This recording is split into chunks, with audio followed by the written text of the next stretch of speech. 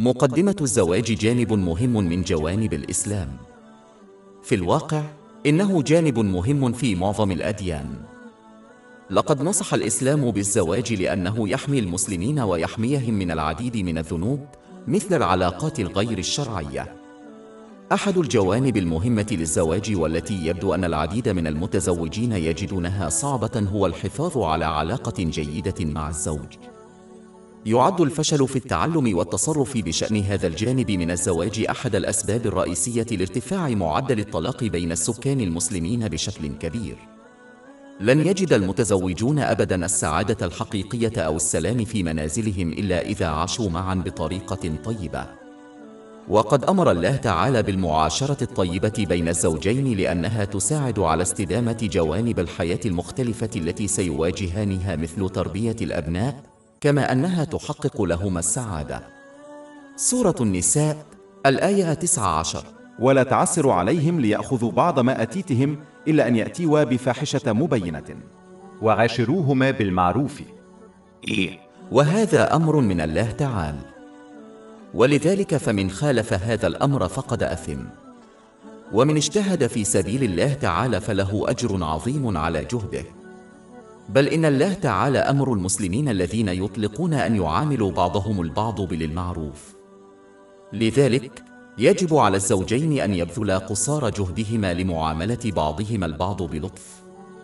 سورة 65 سورة الطلاق الآية 2. إما الاحتفاظ بها بشروط مقبولة أو التخلي عنها بشروط مقبولة. ولذلك فإن هذا الكتاب القصير سوف يناقش بعض جوانب الحفاظ على علاقة جيدة مع الزوج. الحجج نظراً لأن الناس ليسوا مثاليين، فسوف يكون هناك جدال بين الزوجين طوال فترة زواجهما. في الواقع لا توجد علاقة خالية من الحجج. من المهم استخدام الكلام اللطيف أثناء الجدال، لأنه من النادر أن يتقبل شخص ما خطأه ويقبل الحقيقة عندما يتم التحدث إليه بطريقة قاسية. في الواقع القسوة لن تؤدي إلا إلى إبعاد المرء عن قبول خطئه والتغيير نحو الأفضل. وفي كثير من الأحيان فإن من يعامل الآخرين بقسوة يسبب مشاكل أكثر من الشيء الأولي الذي يؤدي إلى الجدال حتى لو كانوا على حق. تماماً كما لا ينبغي التحدث عن بعض الحقائق عندما يمكن أن تسيء إلى شخص ما، كما لا ينبغي لمن هو على حق أن يستخدم القسوة أثناء الجدال. كونك على حق لا يعطي الشخص الحق في استخدام القسوة في الكلام. وهذا الموقف لن يؤدي إلا إلى نمو العداء بين الزوجين. بالإضافة إلى ذلك، من الأفضل ترك بعض الأشياء التي ليس من الضروري الاعتراف بها أو فهمها بدلاً من الجدال حولها مع الزوج. التغاضي في أغلب الأحيان يؤدي إلى سعادة أكبر من التوبيخ الدائم والجدال مع الزوج في كل قضية صغيرة. فبعض الأمور المهمة مثل الواجبات هي أمور يجب تناولها ومناقشتها حتى لو أدى ذلك إلى جدال. ولكن في مثل هذه الحالات يجب دائما استخدام الكلمات الرقيقة، لأن النتيجة الناجحة تكون أكثر احتمالا باستخدام هذه التقنية. الكثير من الانتقادات حتى لو كانت بناءة يمكن أن تؤدي إلى العداوة. الشخص الحكيم يفهم أن غالبية الناس، خاصة في هذا اليوم وهذا العصر، لا يحبون أن يتم انتقادهم بشكل بناء. وهذه العادة لن تؤدي إلا إلى العداوة بين الزوجين. إن الانتقاد البناء من حين لآخر أمر مقبول، لأنه يساعد بعضنا البعض على التحسن كمسلمين، ولكن لا ينبغي المبالغة فيه. ويجب أن يتم ذلك بطريقة لطيفة وفي الوقت المناسب. إن قول الشيء الصحيح في الوقت غير المناسب يمكن أن يؤدي إلى المزيد من المشاكل. كونه ملاحظاً، من المهم أن يقدر كل شخص الحالة المزاجية لزوجته قبل التحدث إليها.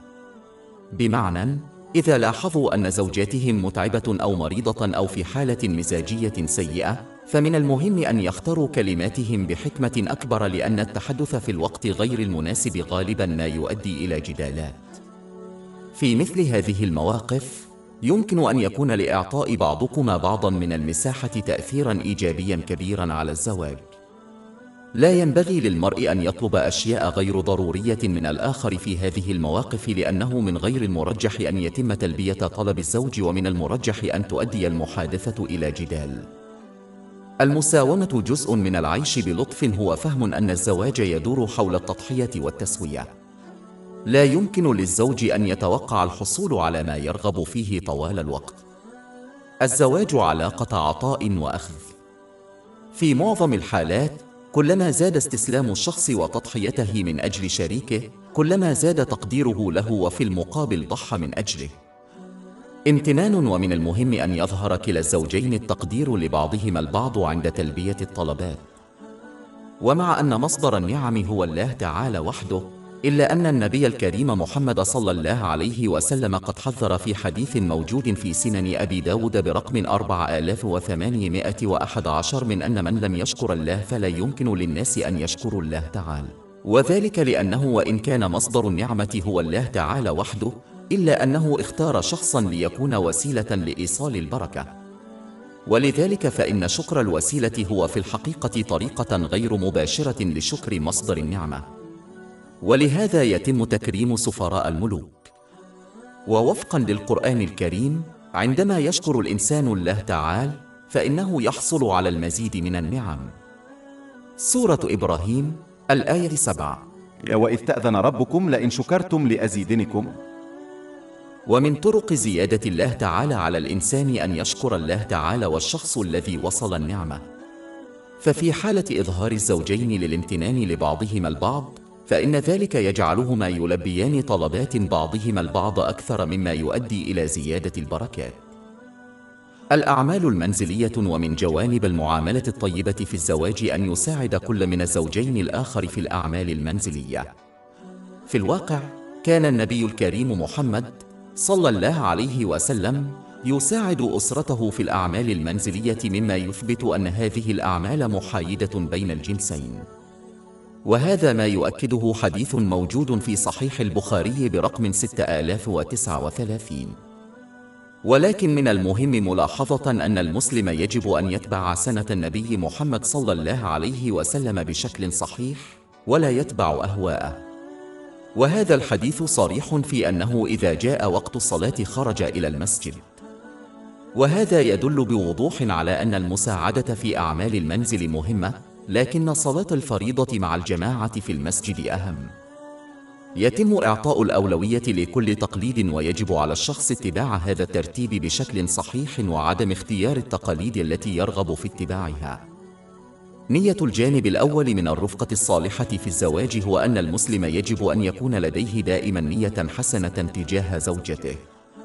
لا يمكن للزوجين أن يعامل بعضهما البعض بلطف ويكونا سعداء معا دون حسن النية تجاه بعضهما البعض. سورة البقرة الآية 231. وإذا طلقتم النساء فبلغن أجلهن فأمسكوهن بالمعروف أو أطلقوهن بالمعروف، ولا تمسكوهن بالمعروف لتعتدوا، ومن يفعل ذلك فقد ظلم نفسه. عندما يكون لدى الزوجين نية حسنة لإسعاد بعضهما البعض، فإن الله تعالى يهديهما نحو الحب المتبادل والاحترام لبعضهما البعض. وقد جاء ذلك في سورة الأنفال الآية 70. إن يعلم الله في قلوبكم خيرا يؤتكم خيرا مما أخذ منكم. من المهم أن يكون لدى الزوج والزوجة نية حسنة تجاه بعضهما البعض، كما سيظهر ذلك في أفعالهما. وبمجرد أن تتغير هذه النية، فإن الله تعالى سيغير العلاقة بينهما. سورة الرعد الآية 11. إن الله لا يغير ما بقوم حتى يغيروا ما بأنفسهم.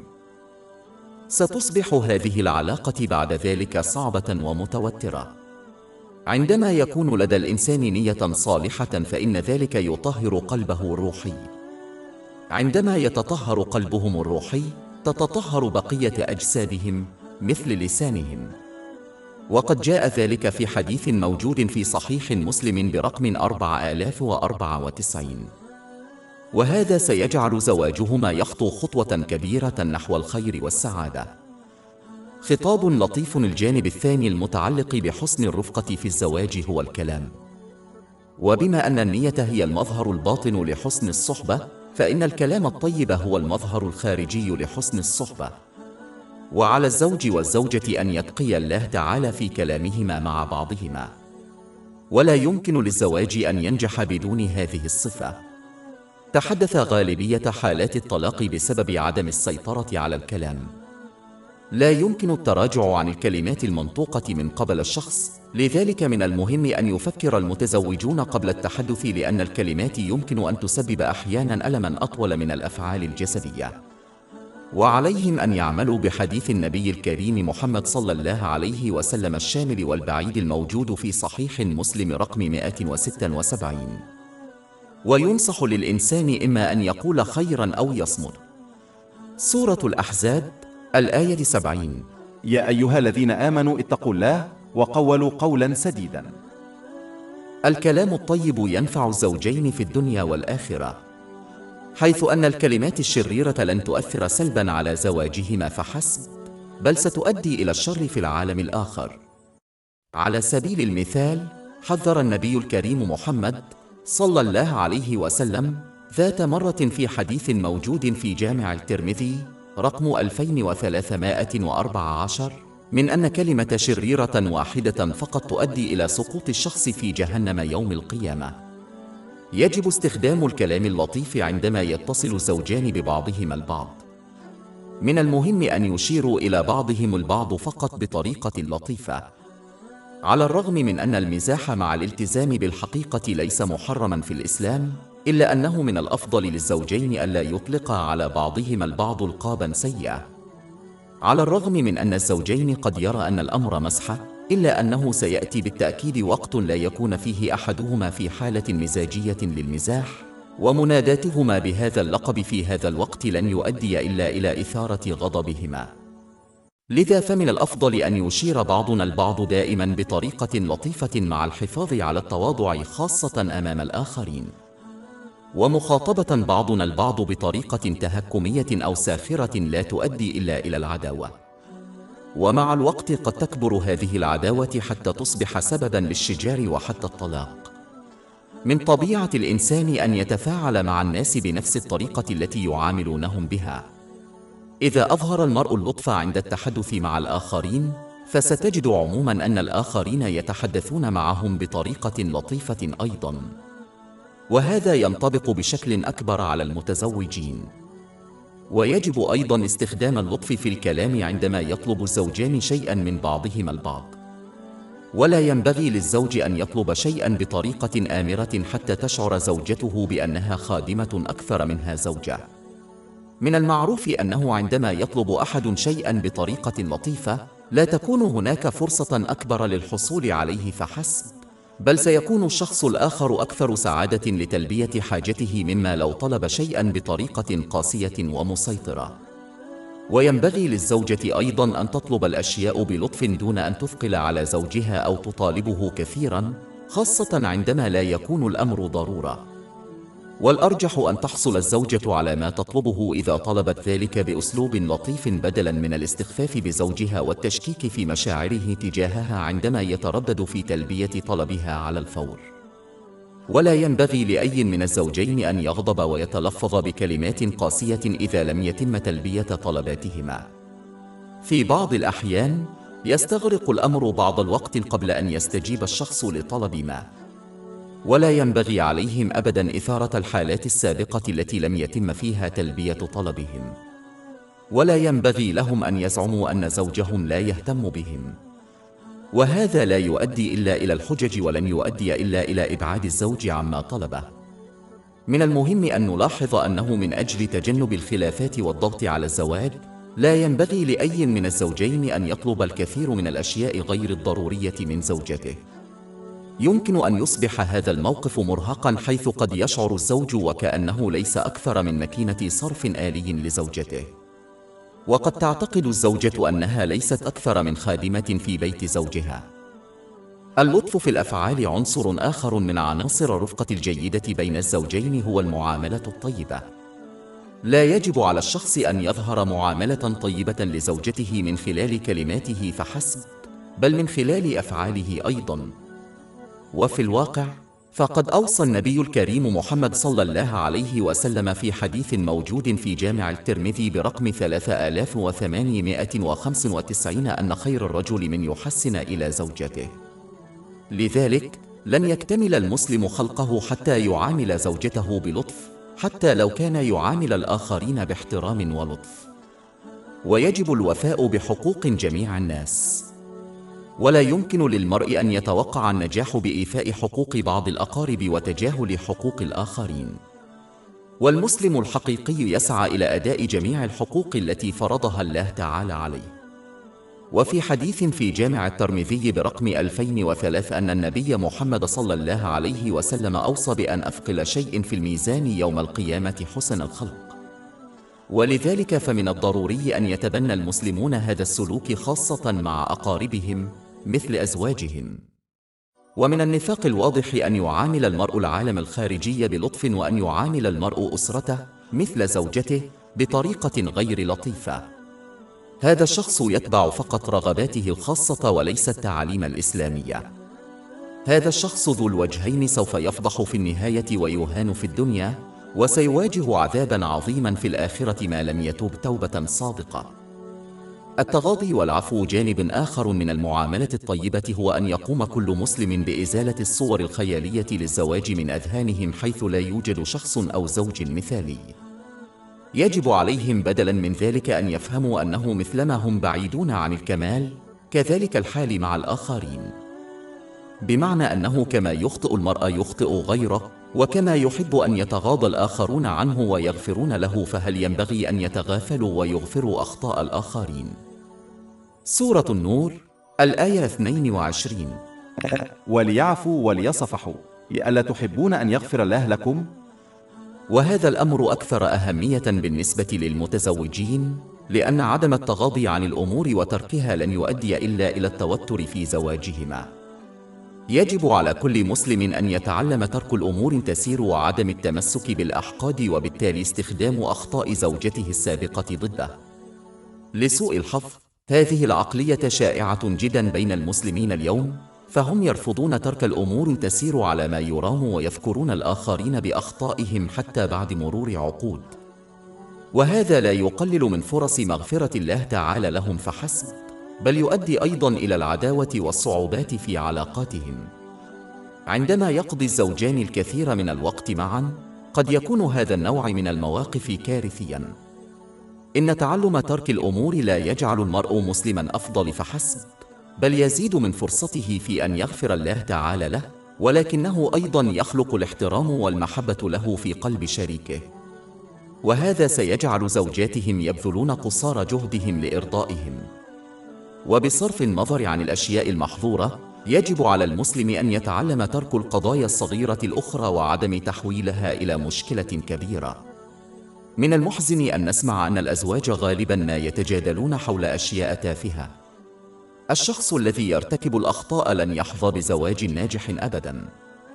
إنهم لن يؤدي إلا إلى جعل حياتهم وحياة الآخرين صعبة. إذا كان الله تعالى لا يخطئ مع أنه يعلم كل شيء، فلا ينبغي للمسلمين أيضا إذا كانوا يرغبون في العثور على بعض المتعة في علاقاتهم وخاصة الزواج. ولهذا أوصى النبي الكريم محمد صلى الله عليه وسلم في حديث موجود في صحيح مسلم برقم 3645 أن الرجل لا يكره زوجه على خلق فيه، فإنه قد يكون فيه خلق آخر يعجبه. ينصح هذا الحديث أيضا أن يحاول المسلم مراقبة زوجته بطريقة إيجابية بدلا من ملاحظة أو تقييم خصائصه السلبية دائما. وهذا لا يعني أنهم يجب أن يتصرفوا كما لو كان زوجهم مثاليا. وهذا يعني أنه لا ينبغي عليهم أن ينتقدوا الخصائص السلبية البسيطة، بينما يشجعونهم بلطف على التخلي عنها مع مرور الوقت. هناك فرق شاسع بين التجاهل التام للصفات السلبية للآخرين وبين التصرف وكأنهم مثاليون والتركيز على جوانبهم الإيجابية مع نصحهم بلطف بالتغيير نحو الأفضل. نادرا ما يتغير الناس بين عشية وضحاها، لذا يجب على المسلمين التحلي بالصبر، لأن الأمر يستغرق وقتا للتخلي عن الخصائص السلبية. إظهار المودة جانب آخر من المعاملة الطيبة هو إظهار المودة لبعضهم البعض، وهذا لا يقلل من رجولة الزوج بفعلته هذه. إنها طريقة لإظهار للزوج أن له مكانا مهما في حياته، وهذا يزيد من المحبة والمعاملة الطيبة بين الزوجين. ولكن من المهم أن نلاحظ أنه يجب دائما الحفاظ على التواضع، خاصة أمام الآخرين. ولهذا السبب من المهم أن يكون للزوجين مساحة خاصة داخل منزلهما، حيث يمكنهما قضاء بعض الوقت الخاص معا خلال النهار. الرد بصدق مع الخير، حتى عندما يظهر أحد الزوجين سوء الخلق لا ينبغي للمسلم أن يرد بالمثل، لأن هذا ليس علامة على المسلم الحقيقي، بل ينبغي عليهما أن يتقي الله تعالى من عواقب سوء الخلق، وأن يتحليا بحسن الخلق مع أزواجهن، وهذا لن يؤدي إلا إلى رفع مكانتهم في الدنيا والآخرة. وحتى أسوأ الناس سيقدرون في النهاية رد الفعل هذا من شخص ما، حتى لو لم يظهروه. وعلى المسلم أن يتذكر أن الله تعالى يراقبهم ويجزيهم في الدارين. فإذا أحسن المسلم إلى زوجته في سبيل الله تعالى كان أجرهما عنده، ولا ينبغي لهم أن يطلبوا التعويض من أزواجهم. ومن أراد الأجر من الله تعالى فليعمل لوجهه، ولا يطلب الأجر إلا منه دون غيره. وهذه نقطة مهمة للغاية يغفل عنها الكثيرون، ويعاملون أزواجهم بلطف وينتظرون الأجر منهم عندما يعملون في سبيل الله تعالى، كما أمرهم أن يعاملوا أزواجهم بلطف. ومن احتسب الناس الأجر قيل له أجرهم يوم القيامة، وهو أمر لن يكون ممكنا. وهذا ثابت في حديث جامع الترمذي برقم 3154. خاتمة، وفيما يلي ملخص لمعظم النصائح المقدمة في هذا الكتاب حتى الآن. وقد أعطيت في البداية للمرأة، ولكن تم تحريرها بحيث تنطبق على كل من الأزواج والزوجات. إذا كان المسلم يتصرف كالأرض ويدعم زوجته في كل الأوقات، فإن زوجته ستصبح السماء بالنسبة له من خلال حمايته من الأذى. إذا أعطى المسلم راحة البال والجسد لأزواجه، ففي المقابل سيصبحون دعامة الدعم المالي والعقلي والجسدي لهم. إذا سعى المسلم جاهدا لإبقاء زوجته سعيدة ضمن قوانين الإسلام، فسوف يجد أن زوجته بدورها تفعل الشيء نفسه. إذا احترموا زوجاتهم وكرموها، فسوف يحصلون على نفس الشيء، بمعنى أن ما يعطيه هو ما سيحصل عليه. وينبغي للمسلم أن يكون متواضعا، ولا يتكلم ويعمل إلا بما يرضي الله تعالى وأزواجه. وعليهما أن يكونا راضيين بزواجهما وبما يملكان، فهذا هو الغنى والسعادة الحقيقية. من الواضح تماما إذا لاحظ المرء وسائل الإعلام أن الشهرة والثروة لا تجلب السعادة. في الواقع ينتهي الأمر بأغلبية المشاهير إلى الطلاق على الرغم من شهرتهم وثروتهم. يجب على المسلم أن يتأكد من أنه يجب عليه أن يتزين لزوجته مع تجنب الإسراف والتبذير، لأن هذا جانب من جوانب الحفاظ على الحب الذي يتقاسمونه. يجب على المرء أن يكون دائما على دراية بمزاج زوجته، وأن يتحدث ويتصرف بشكل مناسب، حيث يمكن أن تحدث الحجج حتى لو قيل الشيء الصحيح في الوقت غير المناسب. على سبيل المثال، عندما يكون المرء جائعا أو متعبا. وينبغي للمسلم أن يقدر قيمة المال ولا يهدره، فإن ذلك يكرهه الله تعالى، ويكرهه الزوج الذي يخاف الله. وينبغي للزوجين أن يعطوا الأولوية القصوى لتعليم أنفسهم في الأمور الدينية، وضمان حصول أبنائهم على التعليم الجيد في الأمور الدنيوية والدينية. وهذا التعليم سوف يعزز الرابط بينهما. وينبغي للمسلم أن يحاول تلبية الطلبات المعقولة لأزواجه طالما أنها لا تتحدى أوامر الله تعالى، حيث إن إنكار الزوج باستمرار يمكن أن يؤدي إلى الغضب والجدل. يجب أن يظل أي شيء يحدث بينهما سرا، لأن كشف الأسرار قد يؤدي إلى كسر الثقة بين الزوجين. الاستثناء الوحيد هو عندما يطلب شخص ما نصيحة شخص آخر، ولكن حتى في هذه الحالة لا ينبغي أن تصبح مسألة عامة، ولا ينبغي أن تنتشر إلى عدد كبير جدا من الناس. يجب على المسلم أن يحاول ضمن حدود أن يعكس مشاعر زوجته. على سبيل المثال، لا ينبغي أن يكون سعيداً بشكل علني عندما تكون زوجته حزينة، لأن هذا يمكن أن يجعل الشخص يعتقد أن زوجته لا تهتم بمشاعره. يجب على المسلم أن يتعلم التضحية والتنازل من أجل زوجته ضمن حدود الإسلام، لأن ذلك سيجعل زوجته تسعى جاهدة لإرضائهم. إحدى الطرق الجيدة لتذكر كل هذا هي أن يعامل المسلم زوجته بنفس الطريقة التي يود أن يعامل بها شريكه زوجته. على سبيل المثال، يجب على الزوج أن يعامل زوجته بنفس الطريقة التي يحب أن يعامل بها زوج ابنته، أو يجب على الزوجة أن تعامل زوجها بنفس الطريقة التي تحب أن تعامل بها زوجة ابنها. إن تبني هذه العقلية وحده سيكون كافياً لحل مشاكل لا حصر لها داخل الزواج.